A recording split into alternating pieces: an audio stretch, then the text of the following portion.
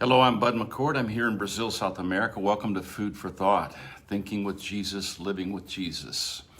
We're studying the Gospel of John, and we're learning to see Jesus, hear Jesus, love Jesus, so we can live Jesus. I believe that seeing, hearing, loving, and living Jesus is the process through which every disciple should be discipled. This was the process that was used among the very first disciples, and among them was John the Apostle, one of the first disciples, author of three of the books of the New Testament.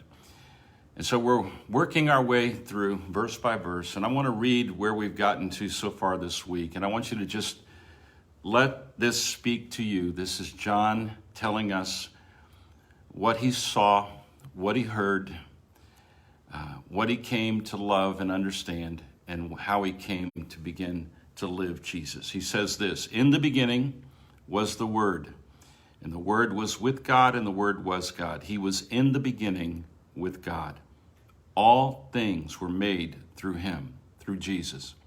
And without him, nothing was made that was made. In him, in Jesus, was life. And the life was the light of men.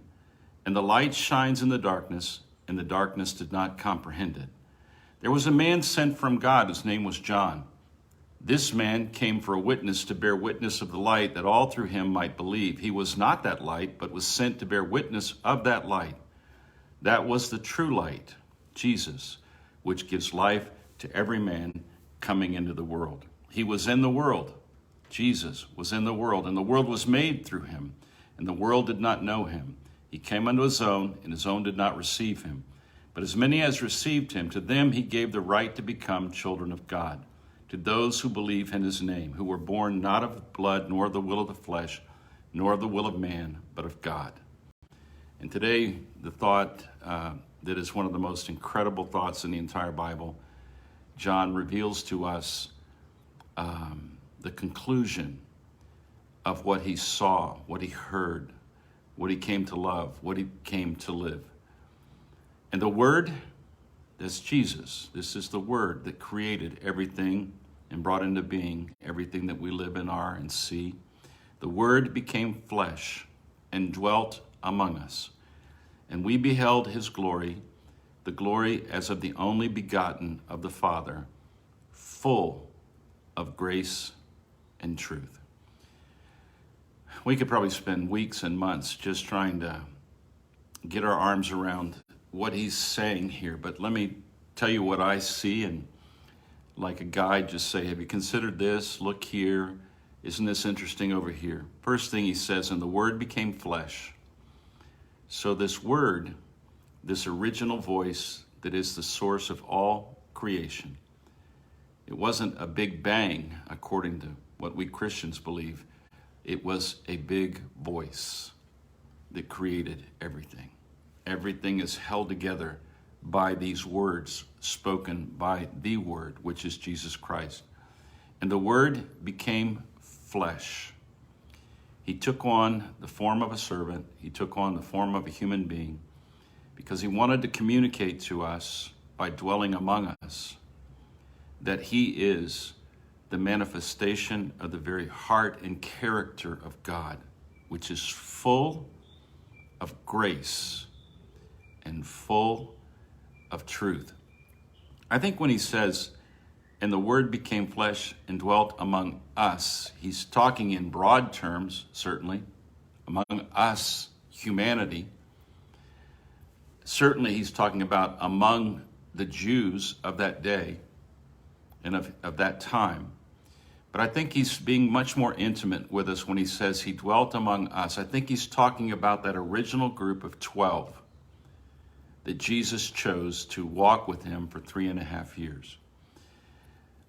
This walking with Jesus for 3.5 years was discipleship at its very, very best. Can you imagine what it would have been like if you were able to spend 3.5 years every day waking up in the presence of Jesus Christ, seeing him, hearing him, loving him, and living him? This is a process that's taking place. It's a 3.5-year opportunity for this small group, plus the other people probably that numbered 100 and maybe 150 other people that are at Pentecost, when Jesus finally releases the church out to disciple the world. He takes this group and he allows them to focus their entire attention on him. Now, how would you like to have people so close to you that they were going to spend 3.5 years watching your every movement, your every word, your every action, so that those people could, after 3.5 years, clearly state what your character is? This was the invitation that Jesus came with when he said to these first disciples, "Follow me, and I will make you fishers of men. I will make you people who can catch men and women and turn them into food for the world, something good for the world." So when I think about discipling people, I think that we must ask them to, first of all, see Jesus. And the place that we get to see him the most clearly is in the Gospels. However, it's a mistake to believe that the only place we can see Jesus is in the Gospels, because he is in every single page of the Scriptures. Because he is that voice in Genesis 1 that is saying, "Let there be light. Let there be life." He is the voice of God. So if we want to disciple people, we must direct them to paying attention to Jesus, not to us. And I want to say this very carefully so as to not be misunderstood. We should not be discipling people to the Bible.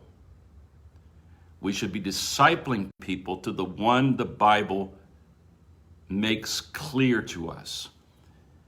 If you just attach people to a doctrinal statement or a religious expression or a cause that sounds Christian, or if you disciple people to an institution, or you disciple people to a cause, a political cause related to Christianity, for instance, I really think that we miss the statement of John when he says here, he says this to him. He said, "And the Word became flesh and dwelt among us, and we beheld his glory." I don't really believe you can become a true disciple until you look long enough and hard enough at Jesus to see his glory. And to be a witness that he is the begotten of the Father, and he is full of grace and truth. There's a trend going on across the world of Christian leaders abandoning the Christian faith. There's a trend in the world here in Brazil, across Europe, and many places where many people are saying, "I no longer believe." Well, I can say this to you. I don't think that anybody who has truly seen the glory of Jesus and the grace and truth of Jesus that will walk away from Jesus. They may walk away from a denomination. They may walk away from a particular kind of doctrinal statement. They may walk away from a leader that they've been following. But for the life of me, I cannot understand how people who have actually seen, heard, and loved and live Jesus are going to walk away from him. Perhaps it happens, but I really believe when people are discipled to the perfection of Jesus, the purity of Jesus, the power of Jesus, the presence of Jesus in our lives, that they will walk through this journey of life as did those first disciples. And it's really good to remember that the first disciples, one of them was a traitor, The other 11, one of them was John. He was one of those 11. He died as an exile on the Isle of Patmos. And the other 10 died as martyrs. They didn't walk away from Jesus. They did not walk away from Jesus. I understand when people get upset with the Baptist church. I'm a Baptist pastor. I know why they get upset with Baptist churches and Baptist pastors. I understand why people get frustrated with biblical interpretations that seem to be twisted towards some sort of ideology from one side or the other. I get that. I've lived with that my whole life. I understand why people sometimes are frustrated because we Christians don't live what Jesus described that is possible that we can. I get that. I understand that. But I cannot for the life of me understand how anyone who's been discipled correctly to Jesus is going to find anything else in this world that makes sense, more sense than what he makes. I just can't seem to get my arms around it. That doesn't mean that I could not fail or I couldn't make a mistake. I'm just saying to you, I've been looking at him, I've been hearing him, and I've been loving him, and I've been living him, and I can't imagine that there's any other way, any other truth, or any other life. And I think that's where John was. And that's why I wanted to emphasize this verse today as much as I can, so that you'll look at this and say, and the Word became flesh and dwelt among us. Now ask yourself the question, are you included in this dwelt among us? Well, you weren't there with him when he was walking in the world 2,000 years ago. But if you can see yourself in this story with these disciples, and if you can see yourself in the pages of the scriptures, looking at Jesus and hearing him, seeing him and hearing him, have you begun to love him? Because they didn't love him at the beginning. They were just following him. But by the time they got all the way down to the end of the story in the crucifixion and resurrection, remember when he comes to Peter and says, do you love me? Do you love me? Do you love me? Feed my sheep. That's what I mean by we share Jesus. We see him, we hear him, we love him, and we live him. We live him by giving who he is away to other people. I hope that you will stop at this verse today, and I hope that you will make sure that you're one of those that he's describing here that says, he dwelt among us, and we beheld his glory. Have you seen his glory? Have you appreciated who he is? And do you really believe that he is the only begotten Son of the Father? That he is the Son of God? And when you think about God, because you're looking at Jesus, do you see God as full of grace and truth? Is that your vision? I think you can only come to that vision if you see him, hear him, love him, and live him. That's discipleship. And I pray that there will awaken all across the globe people who will disciple people by taking them to Jesus. He is not afraid of being examined closely for 3.5 years, like he did with the first disciples. He will be patient with our questions. He will be patient as we doubt. He will be patient, but he will not ever deny who he is and why he came, and he will always be the final word. And we need to just get into that and live that. I think you can tell I'm pretty passionate about this is the way we need to disciple people in this world the way it is today. There can be no short, we can't come short of this. We need to take people to Jesus and leave them there. We need to take them until they can see, hear, love, and live him on their own with him alone. They don't need me or you. They need Jesus. God bless you. Have a great day.